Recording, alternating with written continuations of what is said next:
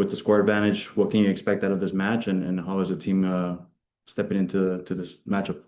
It's going to be a very tough game, and we play against a very good team and with really good fans and a great atmosphere, and it's a tough place to play. But we're ready for the challenge, and we go there as we always do, like San Diego goes into every game.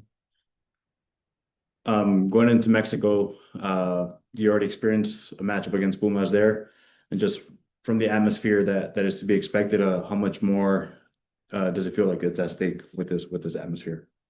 No, these are the moments that we live for, so we're really excited for it. This is what you dream of when you first start kicking a ball as a young footballer. And ultimately, we're up for the challenge. Of course, playing in altitude, we're also excited to have a second chance to do that. And after the first experience in Mexico City, and we feel that from a mentality perspective, we're even more ready this time. We'll go to questions on Zoom. Darren Smith, go ahead. Hey, Mikey. Different teams have different approaches to altitude. You guys chose to stay in Dallas until match day -1.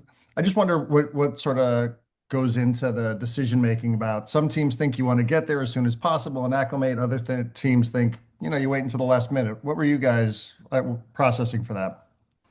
Yeah, we have a lot of smart people on the staff in our human performance department who analyze those details to the smallest detail. And ultimately, what it comes down to is you have the choice of getting there very, very early to acclimate, but you need a couple weeks, or you try to stay as little time as possible in it, and it'll have a lesser effect on you. And obviously, with the situation we're in, with a lot of games coming in, we chose the latter, and also we avoided extra flights by staying here and getting some training and being able to bond as a team because we're all in this together. Alejandro Villaseñor, go ahead.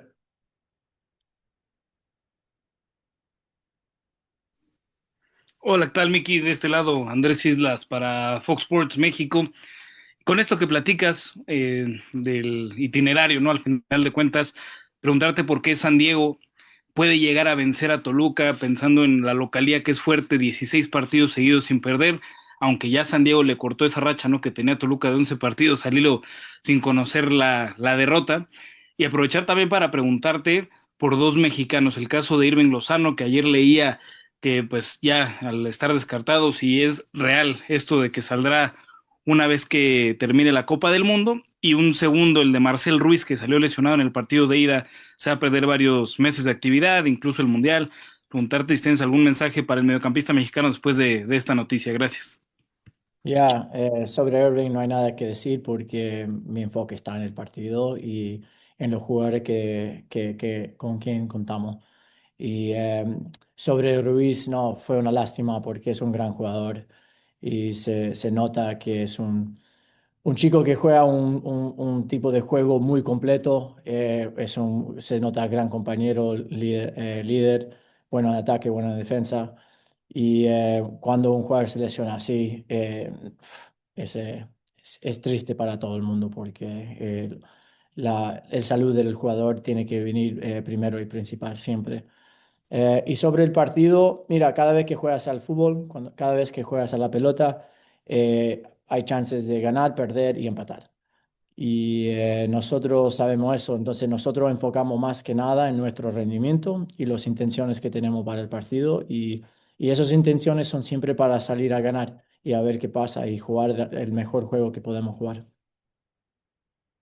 Thank you. We'll go to Alejandro Villaseñor next. Hi, Mikey. Thank you for the time.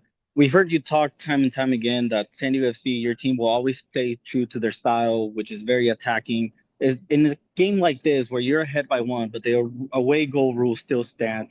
Is the same approach there, or do you take a different approach, saying maybe we sit back a little bit, or does that change at all?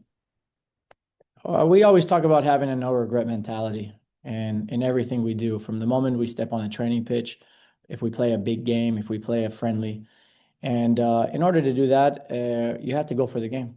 You have to always go for the game when you believe in the football that we believe in, and when you believe in the players and the staff, when we believe in each other, the way that we believe in each other. So at the end of the day, our intentions are always to go for the game.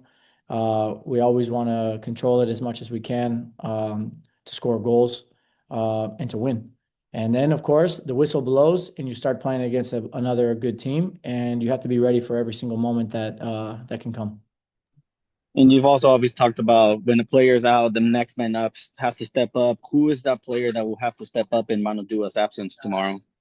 Yeah, we're not going to discuss the lineup the day before the game, but we're ready to go. And like you said, I think it's a perfect example of we've done it over and over again. When one guy comes out, another guy steps in, and this is why we believe in having a big squad. We believe in the unity we have in the group, the training environment that we have, because we have guys that are always ready and always hungry to come in and prove a point. And this is a fantastic opportunity for the team to show that. We'll go to Charles Boehm. Charles, if you have a question, go ahead. I didn't, but while I've got you, Mikey, I just wonder what you learned from the second leg against Pumas and kind of managing these situations and these two-legged ties. I know your team is still relatively young and as a group and maybe doesn't have a ton of experience, but what can you apply so far to this moment?